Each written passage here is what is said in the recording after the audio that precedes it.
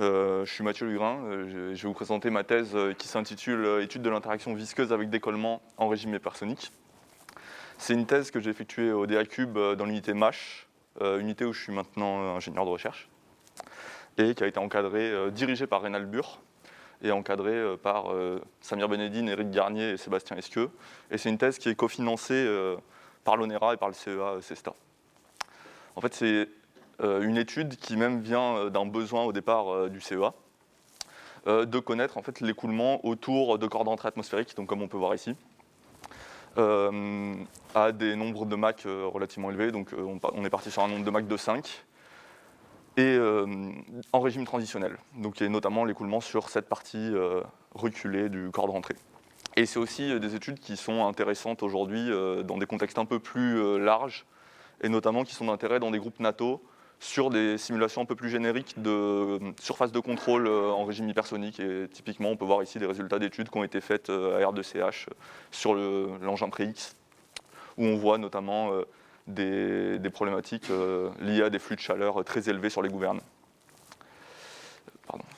Donc en fait, ce qu'on fait, c'est qu'on reprend une étude qui avait été faite il y a environ 15 ans, à R2CH, donc une étude expérimentale, sur un corps canonique qui est un cylindre creux suivi d'une jupe. Donc ça rappelle tout de suite la forme d'un corps de rentrée, la forme arrière d'un corps de rentrée. Et cette fois-ci, on va s'intéresser non pas à la partie stationnaire de l'écoulement comme ça avait été fait à l'époque, mais plutôt à une partie dynamique. Et donc l'écoulement, on s'intéresse bien sûr à l'écoulement autour de cette forme et non pas à l'écoulement à l'intérieur.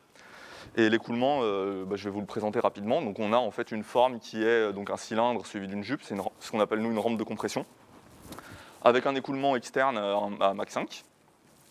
Et donc on a une couche limite qui va se développer, qui va faire le raccord entre l'arrêt à la paroi et l'écoulement à haute vitesse en extérieur. Cette couche limite, elle va démarrer laminaire, donc très peu perturbée, avec peu de choses qui se passent dedans. Et elle va finir, comme on est en régime transitionnel, par être turbulente en fin de domaine, et donc par être complètement chaotique, avec énormément de fluctuations. Et on va s'intéresser en fait à comment elle passe de cet état qui est très peu perturbé à cet état complètement chaotique, et c'est ce qu'on va appeler les phénomènes transitionnels, donc la transition laminaire turbulente. Donc ça, c'est le premier point. Ensuite, comme on a un nombre de Mach élevé, on a, à cause de la rampe, une onde de choc qui va apparaître. Donc c'est ce qu'on voit ici. Cette onde de choc, elle va interagir avec cette couche limite, elle va la faire décoller, on va avoir une zone de recirculation ici, où on a du fluide en fait, qui tourne à basse vitesse, et c'est ce qu'on va appeler la bulle de recirculation. En fait, ça, pour revenir au titre, c'est la zone d'interaction visqueuse. Et cette bulle de recirculation et ce système en fait choc-bulle, il va osciller à basse fréquence. Donc c'est un des deuxièmes objectifs de cette thèse, c'est d'étudier cette dynamique basse fréquence. Il peut aussi poser des problèmes typiquement sur des surfaces de contrôle parce que sa topologie peut varier énormément. On peut avoir des bulles qui vont devenir très larges dans certains cas et donc affecter complètement l'efficacité de la surface de contrôle par exemple. Et dernier problème, au point où la couche limite rattache, recolle derrière cette bulle, on a des flux de chaleur qui sont extrêmement forts. Souvent, en plus, ce point de recollement, c'est aussi le point où la couche limite finit d'aller vers la turbulence. Et donc on a des flux de chaleur extrêmement forts, et donc c'est un facteur de design très important pour les engins hypersoniques, parce que la protection thermique va être un facteur de poids assez important dans ces engins-là, et donc dimensionner correctement ces protections thermiques est très important. Et enfin, donc dans cette zone de recollement, on a eu des preuves expérimentales de la présence de tourbillons longitudinaux. On a vu de la striation sur les expériences, par exemple, en 2015. Et donc c'est le troisième point qu'on va étudier, la présence de ces tourbillons longitudinaux qui apparaissent ici. Donc pour faire ces études, on va commencer par faire des études purement numériques. Bon, les objectifs sont ceux que je viens de donner. Et on va faire donc des calculs haute fidélité et des analyses de stabilité. Donc calcul haute fidélité, on simule les équations de Navier-Stokes, on simule toutes les échelles de la physique dans l'écoulement. Donc on simule à la fois l'écoulement moyen, mais on simule aussi toutes les petites fluctuations qui viennent de la transition et de la turbulence. Et ces simulations, on va les post-traiter, et on va essayer d'en extraire tout ce qui est cohérent dedans, donc typiquement toutes les instabilités qui vont apparaître, par des méthodes assez standards, donc on fait de ce qu'on appelle nous de la POD, qui est plus connue sous le nom de PCA, ou des transformées de Fourier spatiales ou temporelles suivant les périodicités de nos instabilités. Et ensuite, on va, pour aller chercher l'origine physique des modes qu'on aura trouvés dans nos calculs, faire de la stabilité linéaire. Donc cette fois-ci, on ne s'intéresse plus aux équations de Navier-Stokes directement, qui sont des équations fortement non linéaires, mais on s'intéresse au système linéarisé. Pourquoi on fait ça ? Parce qu'en fait, les instabilités qui vont apparaître dans notre écoulement, elles peuvent, pour simplifier, récupérer de l'énergie de deux sources. Soit de l'écoulement moyen, et donc là c'est ce qu'on va appeler décroissance linéaire, soit d'autres instabilités par des interactions non linéaires. Et en fait, si on se met dans un cas où on a des instabilités de faible amplitude, comme ça va être le cas au départ de notre écoulement, on peut assez facilement comprendre que les transferts entre instabilités vont être faibles, puisque les instabilités sont de faible amplitude. Donc, dans un premier temps, on va s'intéresser en fait à la croissance linéaire. Et on va étudier donc, ce système linéarisé des équations de Navier-Stokes. Première possibilité, on a un écoulement qui est complètement instable. Donc, dans ce cas-là, on part d'une fluctuation qui est epsilonesque, très très petite, qui va, en fait, à travers cet opérateur linéaire, s'amplifier et va être capable d'avoir une rétroaction sur elle-même pour s'amplifier linéairement jusqu'à ce qu'elle sature. Donc ça, c'est typiquement ce qu'on attend pour la dynamique basse fréquence de bulle. Où on va s'attendre à avoir, comme il y a une boucle de fluide dans la bulle, on peut s'attendre à ce qu'il y ait effectivement un feedback et qu'on puisse s'amplifier tout seul à travers l'opérateur. Maintenant, on sait que ce n'est pas le cas pour tout ce qui est instabilité transitionnelle, où là, en fait, on va s'intéresser à un autre comportement. On va regarder non plus l'instabilité du système, mais comment le système répond à des entrées, en fait. On va avoir un écoulement qui est un amplificateur de bruit, et donc on va regarder comment il se comporte quand on entre un bruit dedans. Donc typiquement, ici, on va avoir du bruit qui peut être physiquement de la turbulence atmosphérique, de la turbulence de tunnels, de souffleries, ou des particules présentes dans l'écoulement. Et donc ce bruit va s'amplifier à travers l'opérateur, il va créer des fluctuations à nouveau dans l'écoulement. Là où il y a quelque chose d'un petit peu nouveau dans ma thèse, c'est qu'on s'est aussi intéressé au fait que ces fluctuations, quand elles auront assez d'énergie, elles vont, interagir non linéairement et créer d'autres fluctuations. Et ces autres fluctuations, elles peuvent aussi s'amplifier à travers cet opérateur linéaire. Et donc on a aussi regardé ce feedback en fait, non linéaire et pour voir comment il influe sur l'écoulement. Donc voilà les outils qu'on utilise numériquement. Et ensuite, ce qu'on a fait, on a coupé l'étude en deux. On a commencé par faire une étude de la dynamique basse fréquence, parce qu'on s'attend à ce que cette dynamique basse fréquence de bulle soit de très large amplitude en fait. Donc on va calculer des domaines entiers, donc des calculs très lourds qui ont été faits au GENSI, où on a eu une allocation de 5 millions d'heures CPU, couplé à des analyses de stabilité. Et ensuite, on va faire des études sur la transition, où on va pouvoir utiliser des calculs sur des domaines réduits, parce que je vais vous montrer à un moment que l'impact de ces modes de grande échelle est faible sur la transition, et donc on peut se permettre en fait, de calculer sur des domaines réduits et de faire des calculs en interne. Donc, typiquement, voilà un domaine de calcul sur lequel on a fait les études de bulles. On peut voir, via une strio numérique ici, qu'on a effectivement une bulle de recirculation qui est présente ici. Donc on voit la couche de mélange ici et le choc de décollement sur la strio. Pour faire vivre les instabilités transitionnelles, on injecte un bruit dans ces simulations pour simuler en quelque sorte un bruit soufflerie ou une turbulence atmosphérique.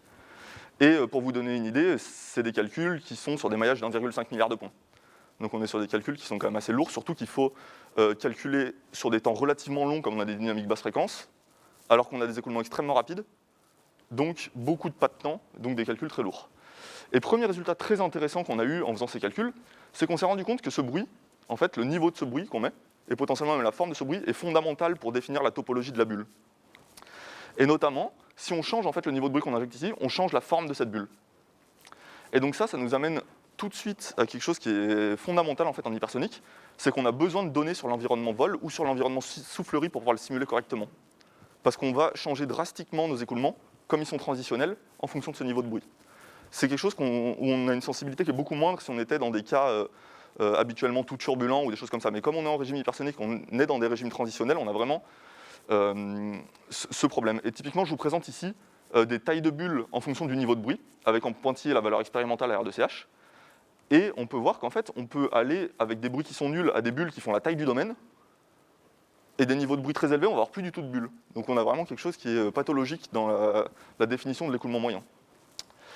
Donc on a commencé à faire des mesures en essayant d'utiliser les moyens de mesure les moins intrusifs possibles à R2CH pour avoir une idée en fait, de ce niveau de fluctuation dans la soufflerie et pour pouvoir commencer à réinjecter des choses qui ressemblent à ce qu'on a dans les souffleries.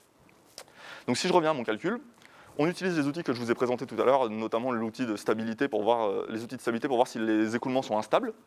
Et on trouve sur cet écoulement deux grandes familles de modes qui sont instables. Premièrement, c'est un mode de bulle, de ce qu'on appelle une respiration de bulle, en fait. Donc la bulle qui vient pulser, s'agrandir et se rapetisser à une fréquence de 114 Hz à peu près. Pour vous donner une idée, quand même, c'est des écoulements qui vont à plus de 1000 mètres secondes. Donc 114 Hz, on est dans de la extrêmement basse fréquence dans nos cas. Et on trouve aussi des modes de réattachement qui créent de la striation sur la jupe. Donc typiquement, à quoi ça ressemble ce mode de réattachement, par exemple, et là je vous invite à être un petit peu attentif sur cette figure parce qu'on va y revenir plus tard. Si je prends la signature à la paroi de ce mode et que je déroule en fait ma paroi et que je regarde ce qui se passe, on a donc le point de recollement, la ligne de recollement qui est ici, et on voit qu'on crée effectivement des choses allongées. Et surtout, ce qui est important, c'est qu'on voit qu'on crée des choses où on a une alternance dans la direction de l'écoulement, streamwise, où là on fait rouge, bleu, bleu, rouge, rouge, bleu, et non pas seulement de la fluctuation dans la direction azimutale. Donc à la fin de cette étude, de l'exploitation de ces premiers calculs, on a répondu à deux des problématiques de la thèse, qui sont quelle est la dynamique de bulle et quelle est son origine, et quelle est l'origine des tourbillons longitudinaux dans la zone de recollement. Maintenant, on va vouloir s'intéresser au troisième point, les phénomènes transitionnels. Donc pour ça, on peut déjà se poser la question, est-ce qu'il y a un impact de ces deux dynamiques sur les phénomènes transitionnels? Et est-ce qu'on est obligé de continuer à faire des calculs sur des domaines immenses? Ou est-ce qu'on peut se permettre de faire des calculs sur des domaines réduits, beaucoup moins chers? Et en fait, si on les filtre de ce calcul, en fait, on reprend notre calcul où il y avait ces modes, et on filtre ces modes, et on regarde les champs moyens, et on regarde la dynamique haute fréquence, on se rend compte qu'en fait, ces modes, ils sont présents, mais ils participent extrêmement peu à la définition du champ moyen, et ils ont très peu d'impact sur la dynamique haute fréquence. Donc on peut se permettre en fait, de faire des calculs pour la transition sur des domaines réduits, et c'est ce qu'on fait. Donc typiquement, on fait un calcul ici sur 60 degrés, même genre de configuration. À nouveau, on injecte un bruit blanc, et là, on a vraiment une image en fait, du caractère transitionnel de l'écoulement. On a au départ, dans la couche limite, des choses qui sont organisées, des instabilités qui sont organisées. On peut voir notamment des modes obliques ici. Pareil dans la couche de mélange. Et au recollement, par contre, on a des choses qui sont très chaotiques, qui sont en fait turbulents. Donc à nouveau, on utilise les outils que je vous ai présentés tout à l'heure, cette fois-ci la forme entrée-sortie de l'opérateur, pour voir en fait, comment ce bruit il évolue dans le domaine pour aller créer cette turbulence. Et on arrive de ça à créer un scénario de transition complet. Je ne vais pas vous l'exposer en entier, mais là, donc ici c'est une figure qui représente tous les transferts d'énergie qu'on a dans ce scénario. C'est des choses assez compliquées où on a à la fois des mécanismes linéaires, des mécanismes non linéaires et des mécanismes non linéaires qui se refont amplifier par les mécanismes linéaires. Mais ce qu'on peut en garder pour cette présentation, c'est que typiquement dans la couche de mélange, ce scénario, il crée des modes, ce qu'on appelle des modes obliques de couche de mélange, donc typiquement des choses qui ressemblent à ça, c'est cette partie-là du domaine qu'on regarde ici, qui crée des modes obliques. Et dans la zone turbulente, il y a encore des structures cohérentes qu'on arrive à extraire, qui sont en fait à nouveau des stries. Donc on trouve ici un deuxième mécanisme à l'origine des stries, qui est non plus cette fois-ci un mode instable, mais qui est en fait un mode qui naît de l'amplification du bruit présent dans l'écoulement. Et donc on a répondu aux trois objectifs de la thèse, et on a trouvé un deuxième mécanisme qui peut être à l'origine de ces tourbillons longitudinaux au recollement. Et maintenant, ce qu'on peut faire, c'est voir comment ça se confronte à l'expérience. Donc on est passé en soufflerie, AR2CH. Donc AR2CH, c'est une soufflerie sur le site de Meudon, qui permet de faire des écoulements transitionnels à turbulents pour une gamme de Mach de 3 à 7. Dans cette thèse, on a juste fait des essais majoritairement à Mach 5 et quelques essais à Mach 6. Et on va faire de la strioscopie et de la strioscopie rapide pour étudier l'écoulement, visualiser l'écoulement, de la thermographie infrarouge, parce qu'on sait que les stries vont être visibles par thermographie infrarouge, et on va utiliser des capteurs de pression stationnaires. Donc il y a eu quelques étapes amont, puisqu'on repart d'une maquette qui date de plus de 20 ans, on a dû la rééquiper. Et il y a eu une grosse acquisition de savoir-faire sur des mesures de pression stationnaire. Parce que je vous rappelle qu'on est sur des écoulements extrêmement rapides, et donc on a des fluctuations de pression sur les instabilités transitionnelles qui sont de l'ordre de entre 50 et 300 kHz. Donc trouver des capteurs de pression qui sont capables de faire des mesures à 300 kHz aujourd'hui, c'est pas évident. Et j'ai notamment passé 2 mois à l'université de Purdue aux États-Unis pour récupérer du savoir-faire en fait, sur l'utilisation de capteurs qui permettent de faire ça. Et bien sûr des mesures de bruit d'écoulement libre R2CH. Donc le setup infrarouge, on a dans la veine d'R2, donc ici vous voyez la veine d'R2, on a la tuyère ici où l'écoulement va donc dans cette direction, le diffuseur, la maquette cylindre-jupe, une caméra infrarouge qui est dans un caisson étanche pour être protégée de l'écoulement et du vide avant l'écoulement, et un miroir de renvoi qui nous permet de filmer la maquette. En fait, on n'a pas la place de mettre la maquette directement au-dessus de la maquette pour la filmer. Et un setup de strio assez classique, où on a une source de lumière qui passe dans l'écoulement, donc ici, avec des miroirs de renvoi parce qu'on a des problèmes d'encombrement en soufflerie, un couteau, et on va sur une caméra. Et donc là, à nouveau, on a des caméras extrêmement rapides, on a fait des acquisitions jusqu'à 140 kHz avec une caméra rapide sur cet essai. Et en fait, la strio, elle nous permet de visualiser des gradients de densité dans l'écoulement. Et on sait que les instabilités, en général, vont causer des gradients de densité. Les chocs aussi, d'ailleurs. Donc, typiquement, voilà ce qu'on filme avec la caméra infrarouge sur la maquette, donc une partie réduite de la maquette, envers la fenêtre qu'on filme à 140 kHz avec l'Astrio. Et il y a aussi des informations que je ne vous présenterai pas aujourd'hui, typiquement les capteurs de pression. Donc ici, on a la position des capteurs de pression, mais ça peut être un petit peu long d'introduire comment interpréter correctement les spectres, donc je ne vous les présenterai pas. Et on a aussi fait quelque chose d'assez novateur, c'est de l'infrarouge haute fréquence, où on a réduit la vision de la caméra infrarouge pour aller chercher de la haute fréquence sur ce petit cadre rouge ici. Donc les résultats maintenant de ces expériences. Premièrement, la strioscopie rapide dans la couche de mélange. Typiquement, voilà une image qu'on peut prendre avec une caméra rapide sur un écoulement de ce type-là. Donc on ne voit pas grand-chose dans ces images. On peut deviner en fait des structures ici, dans la couche de mélange, qu'on voit à peu près défiler quand on regarde les films. Mais en fait, on est sur des densités très faibles, des gradients de densité très faibles, et donc des images qui sont relativement compliquées à interpréter telles quelles. Et c'est là qu'on voit l'intérêt des méthodes d'extraction de données corrélées. C'est que si on fait de la spectral pod, donc en fait c'est des transformés de Fourier et de la PCA en sortie de ces transformés de Fourier, on arrive à sortir des spectres où on a des choses énergétiques dans les spectres. Et si on regarde typiquement ce qui se passe à 15 kHz, où on a le pic énergétique sur cet écoulement-là, on retrouve des modes de couches de mélange qui vivent au-dessus de la bulle. Et ces modes, en fait, c'est les mêmes genres de modes que ce qu'on avait vu numériquement tout à l'heure avec les modes obliques de couches de mélange.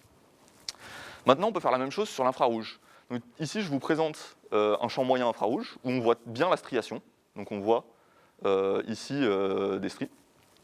On peut prendre ces images, toutes les images qui ont permis de faire ce champ moyen, les passer à nouveau dans ces méthodes d'extraction et sortir les modes en fait, qui vont permettre de créer ce champ moyen. Et typiquement, on retrouve tout d'abord des modes à nombre d'ondes relativement faibles, comme on peut voir ici, où on retrouve l'alternance en fait, qu'on avait sur les modes numériques tout à l'heure, où on fait rouge, bleu, bleu, rouge ici. Donc on retrouve cette alternance dans la direction streamwise de l'écoulement. Et donc on peut être assez confiant que ces modes sont dus en fait, à une instabilité de l'écoulement et à un mode global, celui qu'on a vu tout à l'heure. Mais on retrouve aussi des modes qui n'ont plus cette alternance et qui sont liés au mode convectif qu'on a vu dans l'étude de la transition.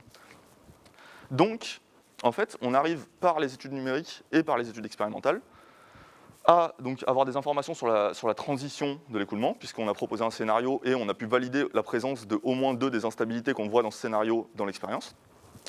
Numériquement aussi, on a proposé un scénario sur la dynamique basse fréquence de la bulle, et on a trouvé 2 origines physiques aux stries, et ces 2 origines, on arrive aussi, enfin ces 2 mécanismes qui créent les stries, on arrive à en trouver des traces expérimentalement à nouveau. Donc en termes de communication, on a donc publié dans le Journal of Fluid Mechanics le scénario de transition que je vous ai brièvement présenté. On a 2 papiers qui sont en train d'être revus en ce moment sur les modes instables dans l'écoulement et sur les résultats expérimentaux. Et on en prévoit potentiellement un dernier, suivant les résultats qu'on aura sur des comparaisons XP numériques pendant le Challenge HPC Jeunes Chercheurs, où on a eu 1 million d'heures pour faire donc, des restitutions en fait, des essais qu'on a fait. Comme on a fait les essais après les campagnes numériques, on pouvait difficilement faire des simulations de ces essais, et on va les faire maintenant après la thèse. Donc ensuite, dans les perspectives, comme on a une méthode qui marche plutôt bien en couplant simulation haute fidélité, extraction de données corrélées et outils de stabilité, on veut la tester sur des cas un peu plus compliqués, notamment des cas plus fortement tridimensionnels, typiquement l'avant-corps bolt. L'avant-corps bolt, en fait, c'est vraiment un problème jouet qui a été créé pour dire si on sait comprendre la transition sur un avant-corps comme ça, on peut la comprendre sur n'importe quel avant-corps. Donc c'est la porte ouverte à faire de l'applicatif avec ces méthodes qui sont pour l'instant réservées vraiment à des cas très canoniques. Et ensuite, l'autre perspective, c'est forcément la reproduction numérique de ces essais, où là on retombe en fait sur cette problématique de connaître le bruit dans R2CH. Faire de la simulation haute fidélité, ça ne suffit pas, même si on sait qu'on va résoudre correctement Navier-Stokes. Si on n'a pas les bonnes entrées dans le domaine, on n'arrivera pas à retrouver l'écoulement. Et on a déjà des essais où on arrive à coller pas trop mal, en tout cas dans les zones turbulentes. Typiquement, je vous présente ici un petit calcul qui a été fait sur 15 degrés pour voir si on arrivait à jouer avec nos niveaux de bruit blanc. Donc notre bruit blanc qui est forcément très peu physique pour l'instant, puisqu'on peut se douter que dans une soufflerie, la turbulence venant de la soufflerie n'est pas du bruit blanc. Mais en mettant du bruit blanc, on arrive à retrouver des choses dans les zones turbulentes qui sont très cohérentes entre le numérique et l'expérience. Et notamment aussi, cette figure, elle permet d'illustrer un peu ce qu'on a su faire sur des capteurs de pression, puisque comme vous pouvez le voir ici, la courbe noire, c'est une courbe expérimentale, et on a des données de pression jusqu'à un peu plus de 300 kHz. Donc des choses qui vont vraiment à très très haute fréquence. Et forcément, en fait, de se poser ces questions sur comment reproduire des écoulements RDCH, ça amène à la question de, en fait, comment relier ça au vol. Parce que le taux de perturbation d'R2CH n'est pas le taux de perturbation du vol, de loin. Et donc ça ouvre un peu vers des développements amont, de développement de ce qu'on appelle quiet tunnel, donc des tunnels où les taux de turbulence sont extrêmement faibles, beaucoup plus proches du vol. Et donc c'est des questions qu'on commence à se poser, donc l'impact du bruit soufflerie, notamment sur la transition. Est-ce que ça a vraiment du sens de faire des études de transition dans des souffleries qui sont très bruyantes? Ou est-ce qu'il ne faudrait pas aller vers le développement de souffleries qui ont des niveaux de bruit beaucoup plus faibles?